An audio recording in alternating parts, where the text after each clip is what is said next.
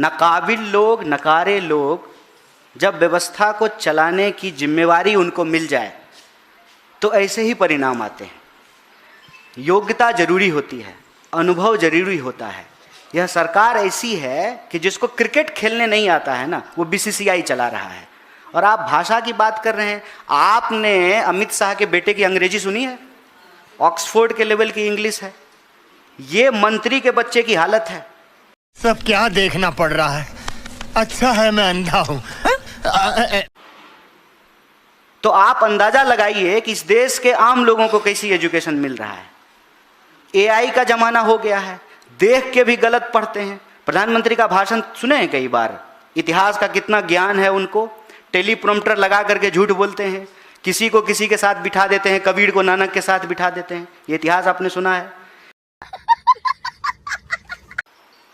वो उन्होंने कहा था ना कि मैं पढ़ता नहीं हूं, मैं ऐसे देखता हूं, फोटोजेनिक मेमोरी है। कहा था कि नहीं कहा था? जब प्रधानमंत्री ऐसा होगा, उसका प्रधान कैसा होगा? उसका प्रधान फिर ऐसा ही होगा कि कह रहा है कि पूरा पेपर लीक नहीं हुआ है, थोड़ा पेपर लीक हुआ है। जैसे नल से थोड़ा थोड़ा पानी नहीं निकलता है। ये सरकार चला रहे हैं कि प्लम्बर की दुकान चला रहे हैं। मुझे कोई परवाह नहीं, आप मुझे पसंद करते हैं या नहीं करते हैं, बस मुझे जीतते रहने से मतलब है। आई गई, सपना देखने को गुनाह बनाया गया, आम लोगों का भरोसा सिस्टम पर से उठ गया। नतीजा जो चोर थे उनका मनोबल बढ़ गया। आप मुझे बताइए कि विधायक खरीदने वाले चोर को जब आप चाणक्य कहेंगे तो चोरों का मनोबल बढ़ेगा कि नहीं बढ़ेगा? चोरों के बीच में कंपटीशन होगा, जो ज्यादा चोरी करेगा वो उतना बड़ा मंत्री बनेगा। अच्छा, हमको सिखा रिया है। क्यों चाणक्य कह रहे हैं विधायक चुराने वाले को?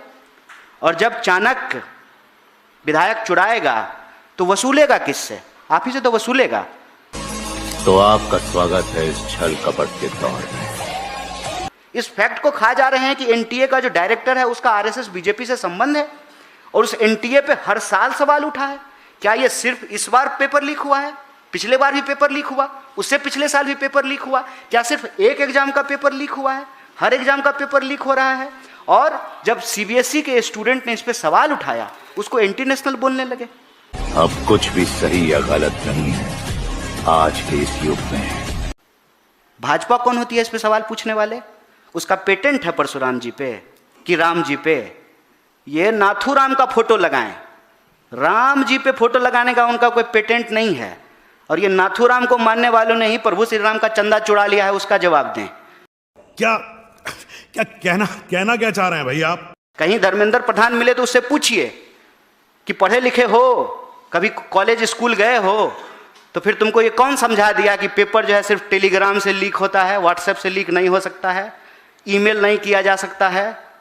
उसको जरा समझाइएगा, पूछिएगा। सवाल पूछा जाना चाहिए सरकार से, तो सवाल पूछ रहे हैं राहुल गांधी से। देश चला रहे हैं नरेंद्र मोदी, प्रश्न पूछ रहे हैं नेहरू जी से।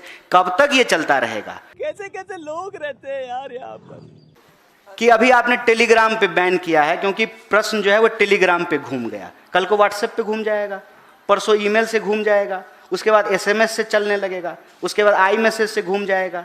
तो इंटरनेट ही बैन कर दीजिए। और क्या इंटरनेट बैन हो जाएगा उसके बाद पेपर लीक नहीं होगा? पेपर लीक ब्यूटी पार्लर से हुआ है। पेपर लीक इस बार ब्यूटी पार्लर से हुआ है, हम ये बता रहे हैं। और पेपर लीक कराया है जिन्होंने पेपर सेट किया था। हम उसकी उपयोगिता पे सवाल उठा रहे हैं। हमारे बाद महफिल में अफसाने बयां होंगे, बहारें हमको ढूंढेंगी, न जाने हम कहां होंगे। आम लोगों का शिक्षा व्यवस्था पर से भरोसा उठ रहा है और इसके चलते इस देश के विद्यार्थी भारी अवसाद में हैं। 12 से ज्यादा सुसाइड हो गया है। क्या हमारे आपके घर में ऐसी घटना घटेगी तब हम इसको लेकर के गंभीर होंगे? अभी मजा आएगा ना। सामने अगर राहुल गांधी होते तो उनके हाथ में पर्ची नहीं होता और वो ऐसे झुक करके नहीं बैठे होते जैसे जो है वो हमारा मालिक हो। हमारा मालिक नहीं है, वो अमेरिका का राष्ट्रपति है, भारत का राष्ट्रपति नहीं है।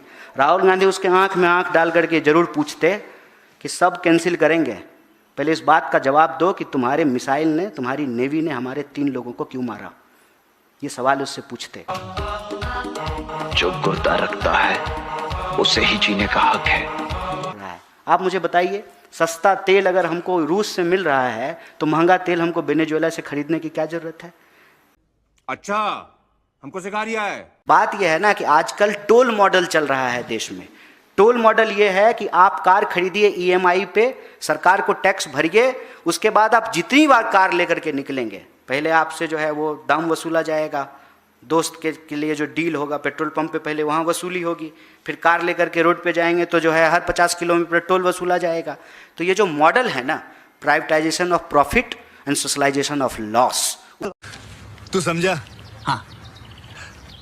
नहीं, तू समझा नहीं। जो लोग दोषी हैं उस पर कार्रवाई कीजिए, चाहे वो आपका मंत्री क्यों ना हो, एक नज़ीर बने, ताकि फिर से जो हमारी संस्थाएं हैं उसकी क्रेडिबिलिटी एस्टेब्लिश हो। किस्मत की सबसे खूबसूरत आदत पता है क्या है? वो वक्त आने पे बदलती है। हमारा भी वक्त आएगा, तब तक के लिए नजर और सब्र।